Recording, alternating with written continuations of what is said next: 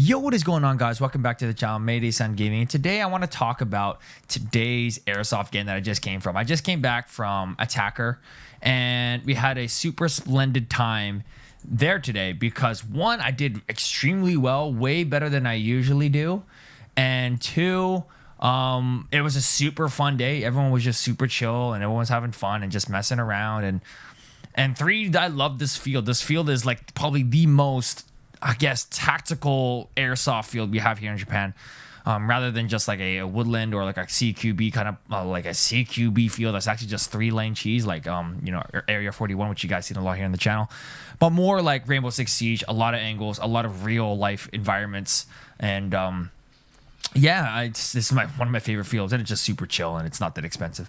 But I want to talk about why I did so well today in Airsoft, and half of this is going to be me flexing, obviously, and half of this is going to be just me like kind of reflecting on what went well and what I could have done better.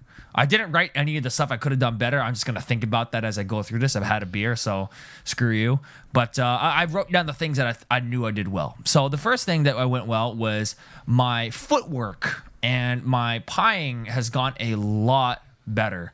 Ever since I started watching Project Gecko, which has been suggested to me by my friends, the philosophies, I just took it into Airsoft, and it's just been such a better, more efficient, and I guess I don't want to say jishin, like more confident way to like take corners and just kind of assert my dominance when I'm pieing corners and taking battles.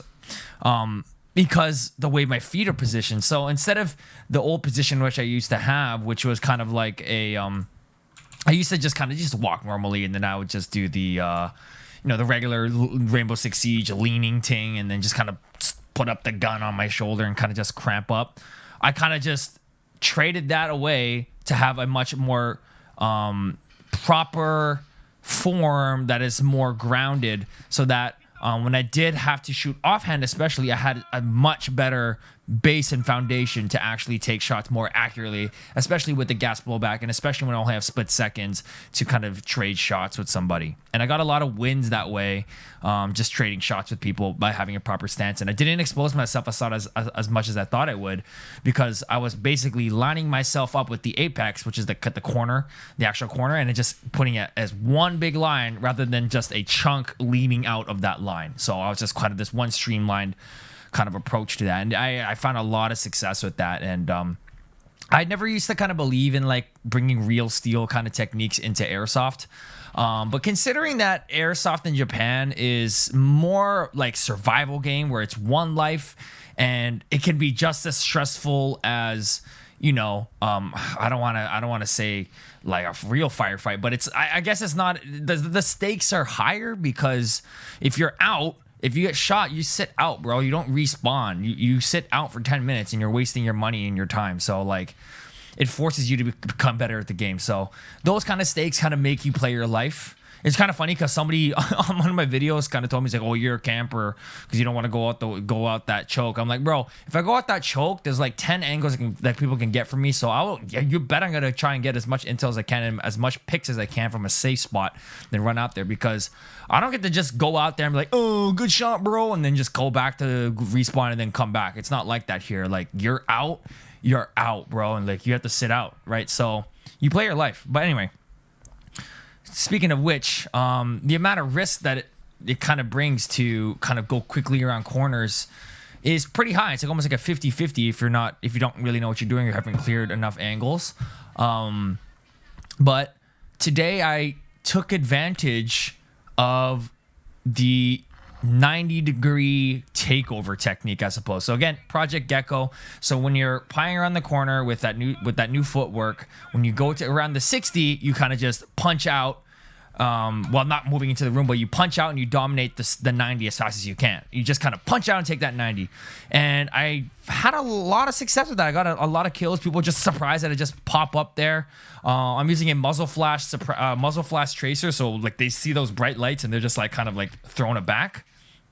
And honestly, it was kind of scary, but at the same time, it helped me with my hesitancy, which is something I kind of run into a lot whenever I watch my videos, like one of the biggest things that kind of held me back was my hesitancy to kind of go around corners, and I would just end up staying in one spot. And a map like Attacker, like you're seeing right here, is a map that has a lot of angles and a lot of rotation capabilities. So taking advantage of that is a lot better than just staying in one spot, because you could get rotated, right? So it's really helped me a lot with my hesitancy and confidence, just taking the chance and just relying on my point shooting instincts and my gas blowback rifle. I don't know if I would do it with my NGRS recoil shots, because they can kind of lock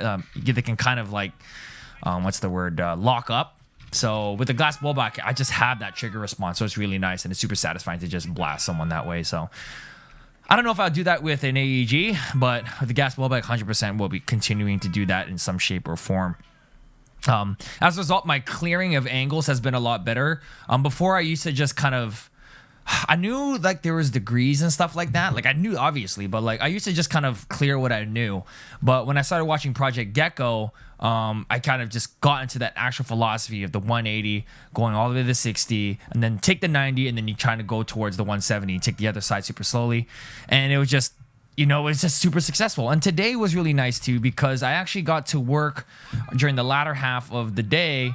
I made some new friends, so we got to work together, and we were doing double clearing. So we were doing the crisscross method of going in, covering each other's backs, like when he would push up when I take the 90 kind of thing. So it was like a really, really fun, immersive experience today, and I really, really enjoyed it. They enjoyed it.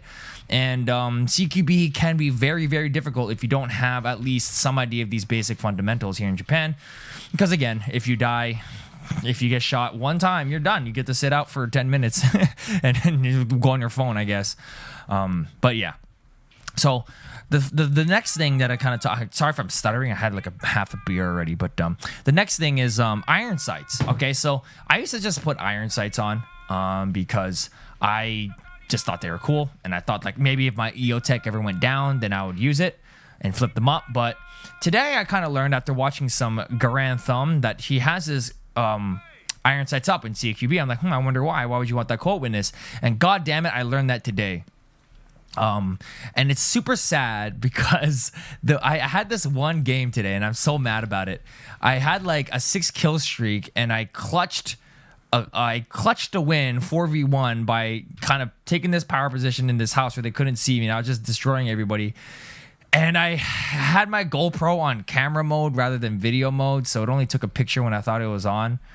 So that's the only game I didn't record, and I'm so sad about that. So now it never happened. So I'm super sad about that. So, but anyway, it happened, okay? Just believe me. But what I kind of noticed with the iron sights is that offhand shooting, sometimes you're on an awkward angle, especially if I'm practiced enough and you can't find that dot, or you don't know where that dot's going to go, especially if a bad replica or something doesn't have a nice parallax. I have the EOTech, so has good parallax. But I was able to find my reference and my dot faster by looking at the cold witness, the lower third cold witness. I found my dots. I was like, oh, I found my iron sight. I was like, oh, there it is. There's my dot. And it was a lot easier to kind of get where I am and see my height over bore difference.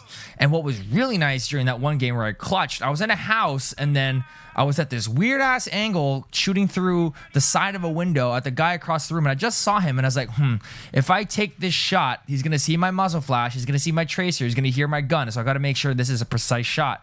So I closed my right eye, and I fucking used my iron sight, and I hit the guy from across the map 40 meters out, and it was so dope, bro. I was like, yo, iron sights work, bro. But yeah, man, iron sights as a cold witness is super, super useful, and I'm going to be using that from now on in CQB, having that cold witness on there. It was just really, really good reference.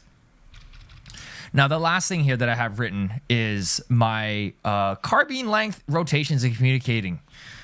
So what really went well today was the size of my Mark 18. So this thing is only 9.5, and with the tracer it turns to 11 or something like that.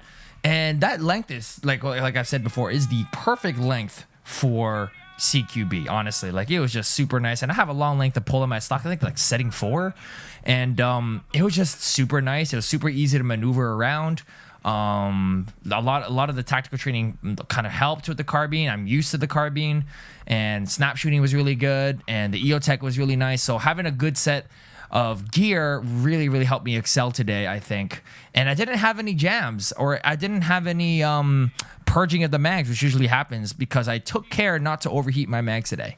So it was super nice, and I really, really would recommend using a carbine in CQB if you can get one of them. 11.5 all the way down to 9.5, 11.6, sorry. And that would be like the perfect size, depending on how lanky your arms are. But again, you could use long arms. You could use like an AK or something like that and just kind of pair it with your pistol. But I barely had to use my pistol today because the Mark 18 is just a super nice size. I used to think this thing was long, bro. But it was actually really, really nice. Communicating and rotating was really, really important today, I kind of realized. So being able to take a fight and then after, let's say I shoot from the right side of a piece of cover. So I would take that shot and then I would either rotate to the other side of it at the same angle. So like on the left side of that cover, or I'd crouch on that cover, or I'd completely rotate if I think it was too quiet. So I think that was very important today. And why I kind of did a little bit better than I usually do, because I was taking advantage of the map. And because I kind of know the map to some degree. I think they change it a little bit sometimes, but for the most part, I know this map. So I was able to really take advantage of, you know, exploiting angles that I kind of know already, and I know where I'm going, and I'm not so lost. So honestly, map knowledge and experience kind of made me better. And I haven't been playing for like a month, so I was kind of nervous when I first started today. I was like, damn, I'm gonna do so bad today. I'm not really equipped. So luckily I did some training, and it was really nice. And the last thing here was communicating. So a lot of call outs I would make, telling where they are, have to speak Japanese on the spot for some of those communications. So it was kind of tough to kind of think on the spot while trying to give accurate information, telling people to kind of rally up. We had a really good game where we kind of just rallied up and we just pushed like a mother-fathered team, and we got the flag win. It was super great. I'm going to edit a video for that probably this week. That'll probably be the video. I'm not sure yet. But it was really, really great. And communicating was making the experience much more fun, and everybody was talking, everyone was having fun, and I made some new friends that way. And I just kind of stuck with those same two guys the whole time, and we were just kind of cleaning house, and it was just super fun. And that, I honestly was the day, and it was super great. Some things I could probably improve is just, you know, consistency with the stance, not shooting right away before I have a good shot. I think I lost a lot of fights because I was too eager to shoot when I could have lined up the shot a little bit better and ID'd somebody before shooting. It's kind of an instinct, but I kind of know like where the enemies are going to be, so I kind of expect them to. But there was a couple of times where I friendly fired because they kind of came out of nowhere, and they came from that side for some reason. Luckily, I guess not really, but if you friendly fire in this field, you are not out. Only the person who got shot is out. So that's kind of weird, but usually you're both out.